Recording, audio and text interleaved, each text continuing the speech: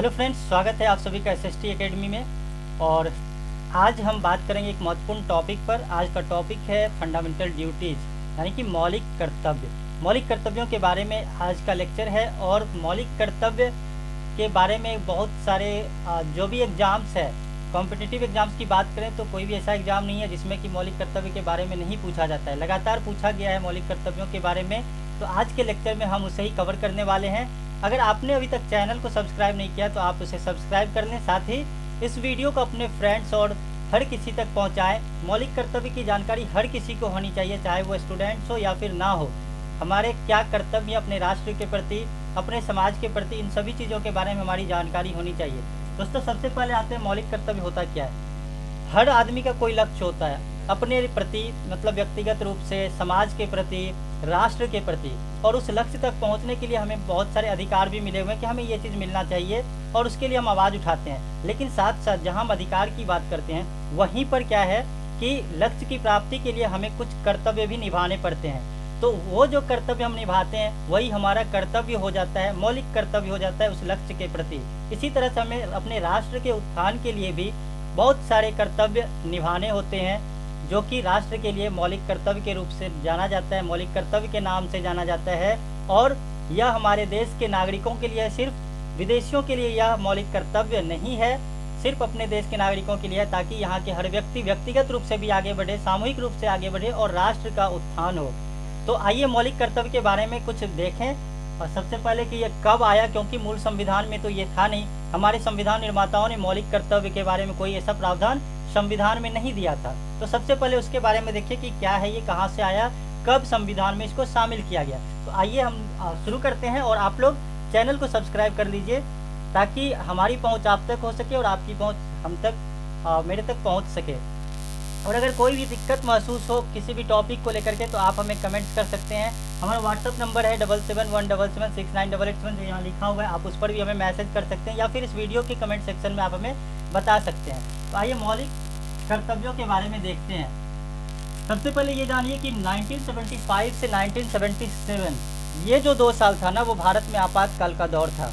और ये एक ऐसा समय था जिसमें बहुत सारे नेताओं को, इंदिरा गांधी की सरकार थी, उस वक्त बहुत सारे नेताओं को गिरफ्तार कर लिया गया था। देश आपातकाल के दौर से गुजर रहा था। तो जो भी लोग उसके अगेंस्ट में, राष्ट्र के अगेंस्ट में कोई भी चीज़, मतलब अगर किसी भी तरह का बैड बिहेवियर या फिर राष्ट्र के अगेंस्ट अगर आपातकाल का दौर है, तो हर व्यक्ति का कर्तव्य हो जाता है कि उस वक्त अपने राष्ट्र के साथ खड़े रहे।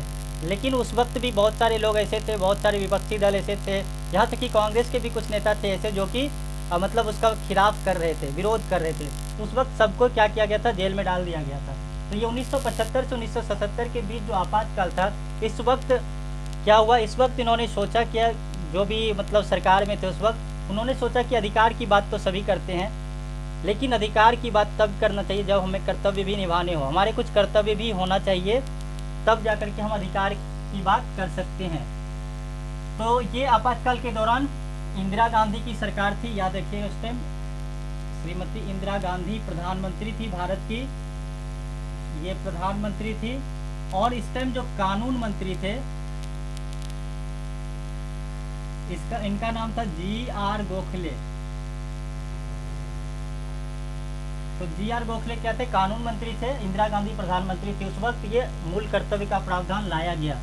तो देखिए, मूल कर्तव्य जो है ना, ये रूस के संविधान से लिया गया है। कहाँ से लिया गया है, पहला देखिए, मूल कर्तव्य कहाँ से लिया गया है, रूस के संविधान से लिया गया है। मूल अधिकार कहाँ से लिया गया, अमेरिका के संविधान से लिया गया है। तो मूल कर्तव्य लिया गया है रूस के संविधान से। उसके बाद ये जो संविधान में जोड़ा गया, 42वां संविधान संशोधन हुआ था 1976 में। और 42वें संविधान संशोधन 1976 में इतना ज़्यादा मतलब परिवर्तन देखने को मिला कि उस वजह से इसे मिनी कॉन्स्टिट्यूशन भी कहा जाता है। 42वें संविधान संशोधन के बारे में हम एक अलग से वीडियो बनाएंगे कि क्या क्या हुआ था उस वक्त, जिस वजह से इसको मिनी कॉन्स्टिट्यूशन कहा जाता है। बहुत बड़ा बदलाव हुआ था। और 42वें संविधान संशोधन 1976 के अंतर्गत संविधान में एक भाग जोड़ा गया, भाग 4 क। ये जो भाग 4 का सिर्फ एक भाग जोड़ा गया था, और उसमें सिर्फ कितना अनुच्छेद था, सिर्फ एक अनुच्छेद था, अनुच्छेद 51 क। ये जोड़ा गया था एक भाग में, एक अनुच्छेद सिर्फ। और उसी में मूल कर्तव्यों के बारे में जानकारी दी गई थी। अब हमारे क्या मूल कर्तव्य होना चाहिए, उसके लिए यहाँ पर क्या किया, सरदार स्वर्ण सिंह समिति का गठन किया गया था। सरदार स्वर्ण सिंह की समिति का गठन किया गया था, जो ये जिनका काम ये था पता करना कि राष्ट्र के प्रति हमारा क्या कर्तव्य होना चाहिए। इसके बारे में एक समिति का गठन किया गया था जिनका नाम था सरदार स्वर्ण सिंह समिति, और इन्हीं के सिफारिश पे मूल कर्तव्य को संविधान में लाया गया। ये जो समिति थी, इन्होंने टोटल कितने मतलब कर्तव्य के बारे में, तो 8 कर्तव्य के बारे में इन्होंने कहा कि इन सभी को संविधान में जोड़ा जाए और उसका एक अलग भाग हो। तो इन्हीं की सिफारिश पे एक अलग भाग बनाया गया था, भाग 4 को। अगर पूछे कि किस समिति के सिफारिश पर मौलिक कर्तव्य से संबंधित एक अलग भाग संविधान में जोड़ा गया, तो सरदार स्वर्ण सिंह समिति के सिफारिश पे। लेकिन इसमें से कुछ सिफारिशों को नहीं माना गया, जिसमें कर अदायगी इत्यादि है। कहा गया कि कर अदायगी भी हमारा मूल कर्तव्य होना चाहिए, लेकिन इसको नहीं माना गया। और टोटल कांग्रेस की सरकार ने उस वक्त 10 कर्तव्य को यानी 1976 में जो जोड़ा गया, 10 कर्तव्य को मौलिक कर्तव्य के रूप में जोड़ा गया। वहीं पे एक और कर्तव्य बाद में जोड़ा गया 86वां संविधान संशोधन में 2002 ईस्वी। 86वां संशोधन 2002 ईस्वी में एक और कर्तव्य जोड़ा गया। इस तरह से मौलिक कर्तव्यों की संख्या हो गई कितना, 11। तो टोटल 11 मौलिक कर्तव्य अभी हमारे हैं। अब आइए जो भाग 4 क में है उसका अनुच्छेद क्या है, अनुच्छेद 51 क। इसमें टोटल कितने हैं, 11 मौलिक कर्तव्य इसमें शामिल किए गए। पहले 10 था, एक बाद में 86वां संविधान संशोधन में है। इसके संबंध में एक और जो बात है वो है कि ये गैर न्यायोचित है कि अगर हम मौलिक कर्तव्य को नहीं माने तो फिर वो गैर न्यायोचित है, मतलब उसको आप उसके खिलाफ कोई अदालत में नहीं जा सकता, कार्रवाई नहीं कर सकती है। ठीक है, तो ये चीज़ है कि कानूनी रूप से ये क्या है, बाध्य नहीं है।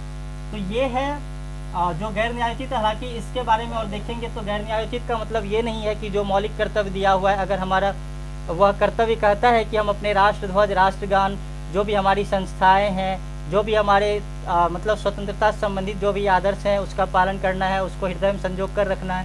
तो इसका मतलब ये नहीं है कि उसके खिलाफ हम कुछ भी बोलें, कुछ भी लिखें। तो इस वजह से क्या हुआ ना, एक वर्मा समिति का गठन किया गया और वर्मा समिति के माध्यम से इसके लिए कहा गया कि अगर कोई मूल कर्तव्य का हनन करता है, मतलब अगर आप राष्ट्र के अगेंस्ट कुछ करते हैं, राष्ट्रीय ध्वज को जलाते हैं, राष्ट्रगान का अनादर करते हैं, संवैधानिक संस्था का अनादर करते हैं, तो फिर इन्होंने कहा कि संसद द्वारा क्या होगा, यहाँ पर कानून बनाया जा सकता है। संसद द्वारा ये कानून बना करके संसद द्वारा यहाँ पर विधि बनाया जा सकता है और उसके तहत उस पर कार्रवाई की जा सकती है। तो इसमें बहुत सारा कानून है भी, जैसे पर्यावरण से जुड़ा हुआ है, वन संरक्षण अधिनियम है। उसके बाद देखिएगा कि राष्ट्रीय गौरव अपमान निवारण अधिनियम है। उसके वजह से अगर आप कोई भी राष्ट्रध्वज का अनादर करते हैं या फिर कोई भी चीज़ का अनादर करते हैं तो संसद उस पर कानून बना सकती है और सजा का प्रावधान कर सकती है। दूसरी बात यहाँ पे बताया कि यह किसके लिए है, सिर्फ नागरिकों के लिए है। मूल अधिकार क्या है, उस बहुत सारे मूल अधिकार विदेशियों के लिए, ये विदेशियों के लिए नहीं है। तो ये था मौलिक कर्तव्यों के बारे में जो एक जानकारी है कि कहाँ से आया, कैसे आया। ठीक है ना, इस सब के बारे में जानकारी थी। अब आएंगे, बात करेंगे हम मौलिक कर्तव्यों की सूची क्या है, उसमें कितने हैं, उसके बारे में बात करेंगे। एक एक मौलिक कर्तव्य पर चर्चा करेंगे। आप लोग चैनल को सब्सक्राइब कर लीजिए ताकि हर चीज़, और शेयर करिए इसको। ज्ञान बांटने से बढ़ती है, आप लोगों ने सुना होगा। अगर आप दूसरे को शेयर करेंगे, उस तक पहुंचाएंगे, तो वो भी अपने कर्तव्यों के बारे में जानेंगे। और ये कर्तव्य है हर राष्ट्र के हर व्यक्ति को इसके बारे में पता होना चाहिए, हर भारतीय को इसके बारे में पता होना चाहिए, ताकि वह अपने स्तर पर सामाजिक जो उसका लक्ष्य है, व्यक्तिगत जो लक्ष्य है, राष्ट्र का जो लक्ष्य है, वो उस पर सही तरीके से अपने कर्तव्यों का निर्वहन कर सके। कर्तव्यों की सूची में पहले नंबर पे देखिए, पहले नंबर पे क्या है, संविधान का पालन, आदर्शों, संस्थाओं, राष्ट्रध्वज, राष्ट्रगान का आदर करना, ये हमारा पहला कर्तव्य है। क्या संविधान प्रमुख है और इसके जो आदर्श हैं, संविधान में जो भी आदर्शों की बात कही गई है, संविधान की बात कही है, संविधान से ऊपर कुछ भी नहीं है। जो भी संस्था है, जो भी संवैधानिक संस्था है, सुप्रीम कोर्ट, लोकसभा, राज्यसभा, विधानसभा और भी जो भी संस्था है, उन सभी के बारे में राष्ट्रध्वज और राष्ट्रगान का आदर करना, ये हमारा मौलिक कर्तव्य है। हर नागरिक का ये कर्तव्य है कि वो संविधान को माने, उसके अगेंस्ट कोई भी डिसीजन या फिर कोई भी विचार राय अपना नहीं रखे। आदर्श संस्था, क्योंकि संविधान से ऊपर कुछ भी नहीं है। दूसरा अगर हम मौलिक कर्तव्य की बात करें तो इसमें देखिए क्या कर रहा है, ये राष्ट्रीय आंदोलन से राष्ट्रीय आंदोलनों को प्रेरित करने वाले उच्च आदर्शों को हृदय में संजोए रखना। ये देखिए हृदय में, हमारे जो राष्ट्रीय आंदोलन है, स्वतंत्रता आंदोलन की बात करते हैं यहाँ पर, तो हमें आज़ादी बस इतनी आसानी से नहीं मिल गई। बहुत सारे यहाँ पर क्रांतिकारियों ने अपना बलिदान दिया है। भगत सिंह, सुभाष चंद्र बोस के सैकड़ों, यहाँ पे रानी लक्ष्मीबाई की बात करते हैं तो सैकड़ों हैं। उन लोगों के बारे में उनका जो बलिदान है उसको हमेशा याद रखेंगे, कभी भूल नहीं सकते हैं। जो सब यहाँ पे नारा वगैरह दिया गया था वो सब क्या है, वो सब आदर्श हैं। तो तुम मुझे खून दो मैं तुम्हें आज़ादी दूंगा, ये सब क्या है, नारा है जो क्या करता है, जो कि उच्च आदर्श को स्थापित करता है, उन लोगों के दृष्टिकोण को बताता है और बताता है कि हम आज़ादी वैसे ही नहीं पाए। तो हमारा ये जो दूसरा कर्तव्य है वो ये है कि जो जितने भी जो हमारा राष्ट्रीय आंदोलन को प्रेरित करने वाले आदर्श हैं उसको हमेशा याद रखें, उसका सम्मान करें। तीसरा देखिए संप्रभुता, भारत की संप्रभुता, एकता, अखंडता की रक्षा करना, यानी कोई भी ऐसा एक्टिविटी नहीं करेंगे जिससे भारत की एकता और अखंडता पर आघात पहुंचे। और साथ ही यहाँ पर इसे अक्षुण्ण बनाए रखना, यानी कि हमारा देश है संघ, ये भारत को क्या बोला है, संघीय राज्य है ये, तो यहाँ की जो संप्रभुता है उसको बनाए रखना, एकता अखंडता को बनाए रखना, किसी भी तरह का भेदभाव नहीं होना चाहिए और इसे बना के रखना, इसलिए अक्षुण्ण लिखा है।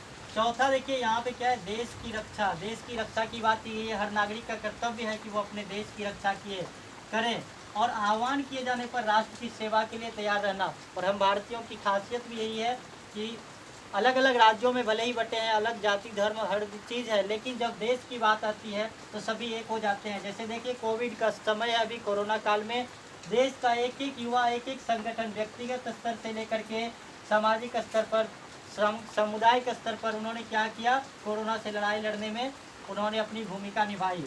तो ये चीज़ हमें हमेशा ध्यान रखना है। पांचवा देखिए, पांचवा क्या कह रहा है कि सभी लोगों में समरसता यानी समानता की भावना, समान भ्रातृत्व भावना को बनाए रखना, इसको हमेशा बना के रखना है। प्रस्तावना वाले वीडियो में भी हम लोगों ने देखा था, क्या था, बंधुता बढ़ाने के लिए। तो यहाँ पर क्या करेंगे, भले ही हम अलग अलग जाति धर्म में हो, लेकिन जब राष्ट्र की बात हो तो भाईचारा को यहाँ पर क्या करते हैं हम लोग, बढ़ावा देते हैं, हर धर्मों का सम्मान करते हैं। इसके अलावा देखिए इसमें और क्या कहा गया, स्त्रियों के सम्मान के विरुद्ध प्रथाओं का त्याग करना। अगर कोई ऐसी प्रथा है जो चली आ रही है जो स्त्रियों के खिलाफ है तो उसके विरुद्ध क्या करेंगे, जो भी है प्रथा है उसका हम लोग त्याग कर देंगे। हर नागरिक का कर्तव्य है स्त्रियों का सम्मान। और कहा भी गया है, हमारे देश की, हमारी संस्कृति क्या कहती है, यत्र नारीस्तु पूज्यन्ते रमन्ते तत्र देवता। नारी को एक महान स्थान मिला हुआ है यहाँ पर।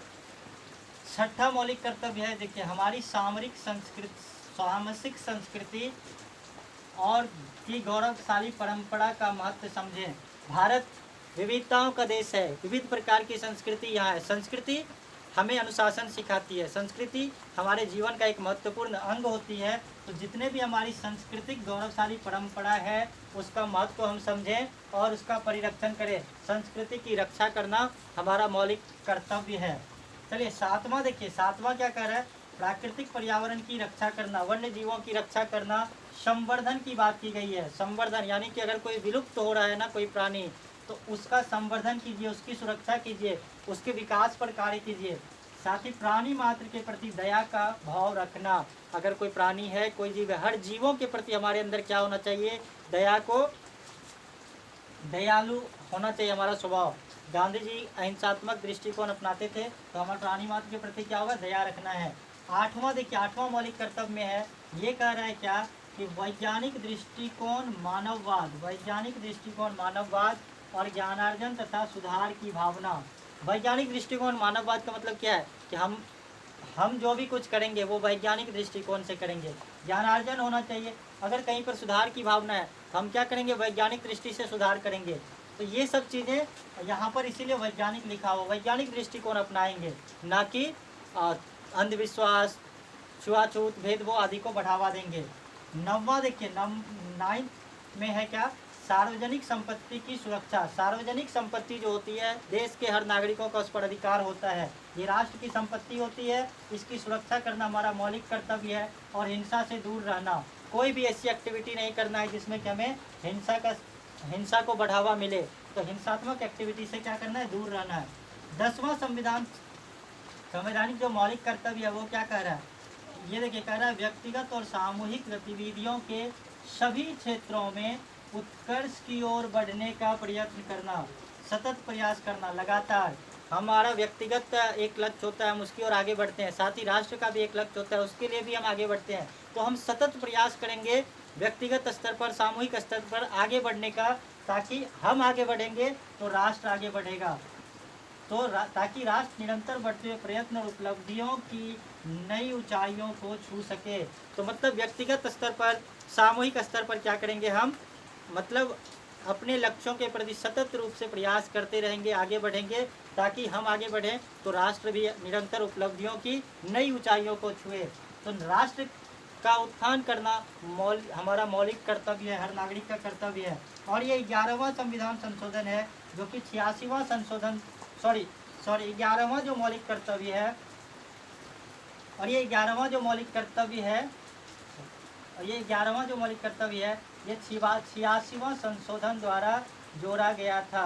86वां संशोधन कब हुआ था, 2002 में हुआ था। ये पूछता है 86वां संविधान संशोधन कब हुआ था, 2002। और इसके द्वारा क्या कहा गया कि 6 से 14 वर्ष के बीच अपने बच्चों को शिक्षा के अवसर उपलब्ध कराना। क्योंकि देखिए हमारा जो मौलिक कर्तव्य है ना, उसमें अनुच्छेद 21 क में राइट टू एजुकेशन लाया गया और शिक्षा के अधिकार को मौलिक अधिकार बनाया गया।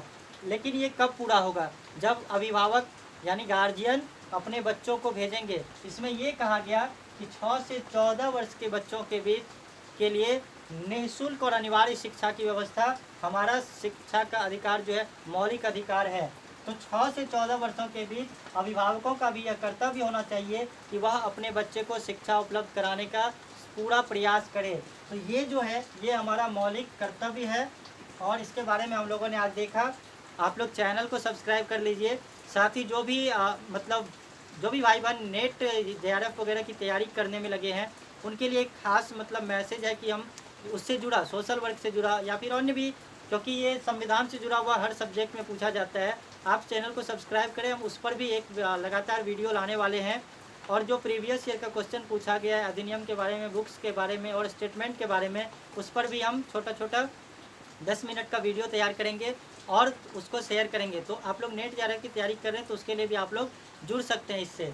आप लोग चैनल को सब्सक्राइब कर लीजिए, इसको अपने दोस्तों के साथ शेयर कीजिए, ताकि उन्हें भी मौलिक कर्तव्यों के बारे में जानकारी मिले। आप स्टूडेंट हैं अथवा नहीं हैं, आप देश के नागरिक हैं, और अगर देश के नागरिक हैं तो आपको इन सारे कर्तव्यों के बारे में जानकारी होनी चाहिए। Thank you so much. Channel को सब्सक्राइब करें, बेल आइकन को दबा लें ताकि हर वीडियो का नोटिफिकेशन आप तक पहुंचे। Thank you.